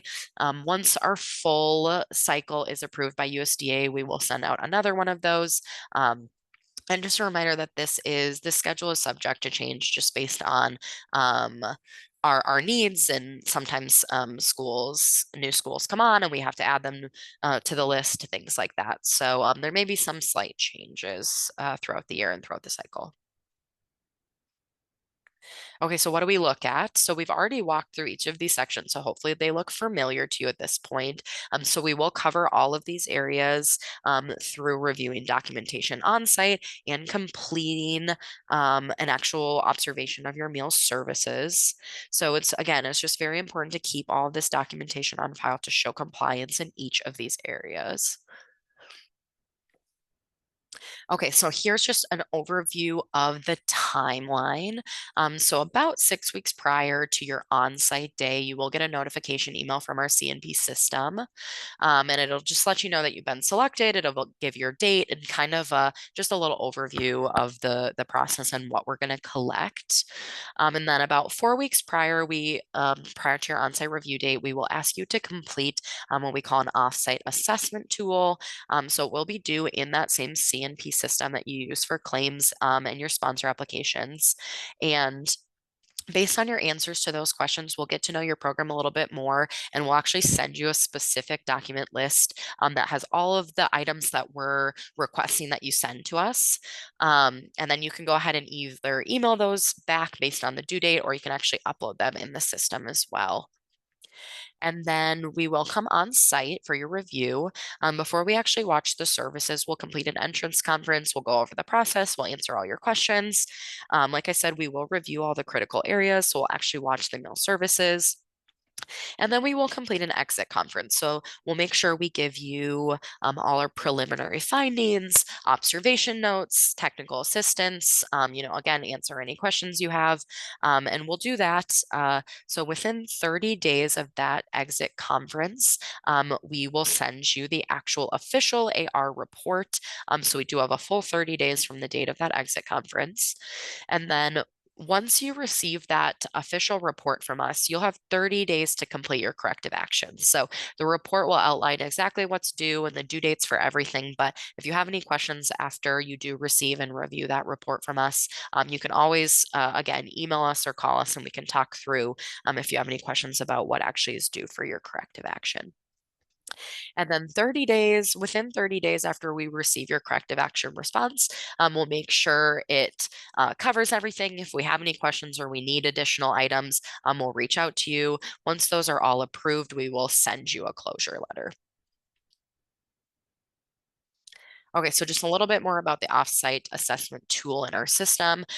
So you'll just answer questions basically by category. So not all the questions will apply to you and your program. So if it doesn't apply, just check NA.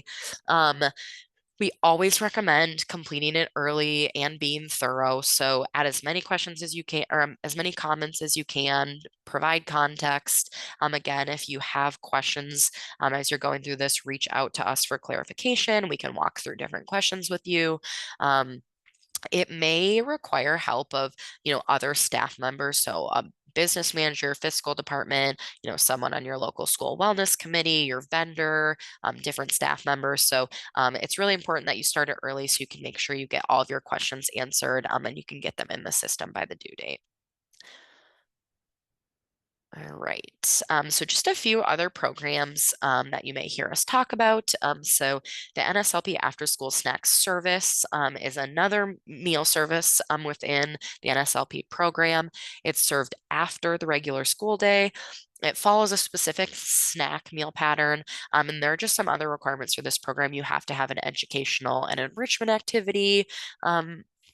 With the snack, and you will also have to still complete production records and some monitoring. And then the Fresh Fruit and Vegetable Program is a program that's available to elementary schools with more than a 50% FRL the preceding school year. So it's a program that's served during the school day, but outside of the meal times. And the purpose of the program is really to offer a variety of fresh fruits and vegetables to expose to elementary students, so they're able to see more of a variety. So if there are different fruits and vegetables that are too expensive to incorporate into your regular breakfast and lunch, there's an opportunity to have them here for the students. And then again, just some other requirements. You must post information at the school site, and there is an educational component requirement if you are cooking a vegetable. So if you are again, going to participate in this program in the future, we will provide some more information and a specific training for that. But we always think it's great to just provide additional nutrition education, promotion material to students. So fact sheets about fresh fruit and veggies, inviting local farmers in to give lectures to students. There are a lot of free resources online that you can post around the school that are great. Okay, we'll talk a little bit about procurement. So, what is procurement? So, it's really just the process of purchasing goods and services. You can't have a child nutrition program without it. So, there are some regulations, and it's just to make sure you're ensuring responsible use of your public funds, fair and open competition, preventing fraud, waste, and abuse, and complying with all levels of regulations. So. When regulations differ, just make sure you're adhering to the most restrictive ones. So that is important. So these procurement reviews are completed in tandem with the administrative review. So it is completed by our program specialist, Erica. And how do you participate? So, what you'll do is you'll provide purchasing policies and some purchasing totals for the year. And then we'll actually select specific vendors or purchases, and then you'll provide some more in-depth documentation. So some of the documents we'll collect are your procurement plan. So something that governs all the purchases you make with this nonprofit school food services account, different thresholds, things like that. We'll also ask for your standards of conduct. So that's usually, code of ethics, something like that. And it's going to govern all employees making purchases and include disciplinary action for employees who violate those.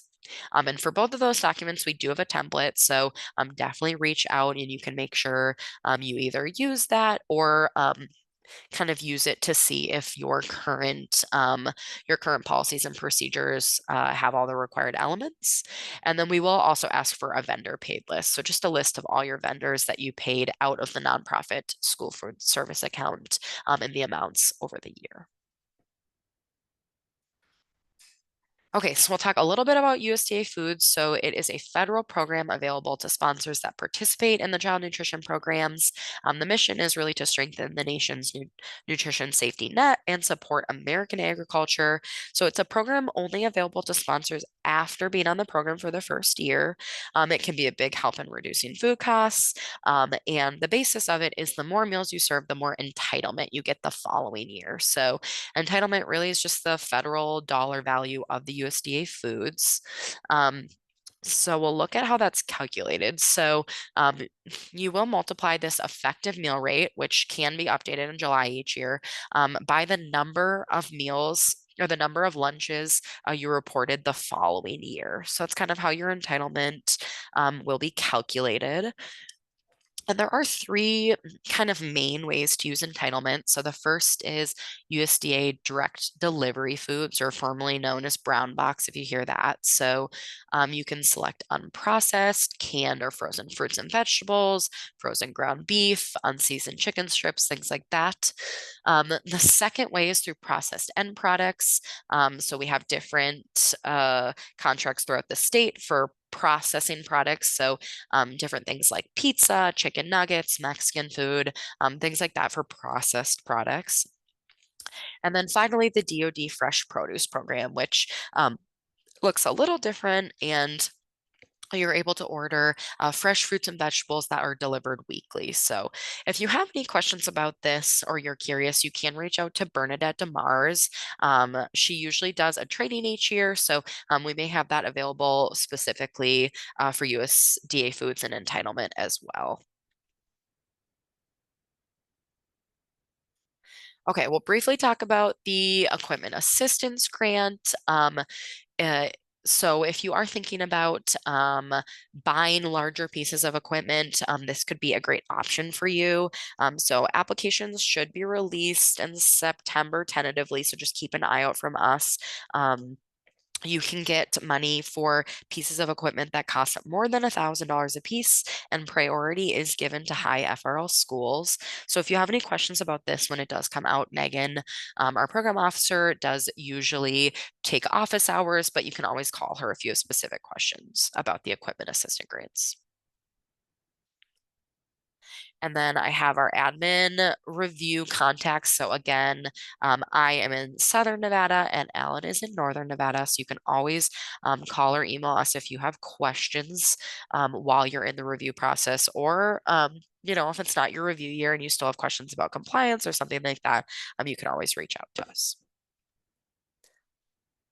So there are just a few resources here. Again, there are things I've kind of already mentioned as we went through the training, but they are great. There's a lot online and a lot in our CMP resources section.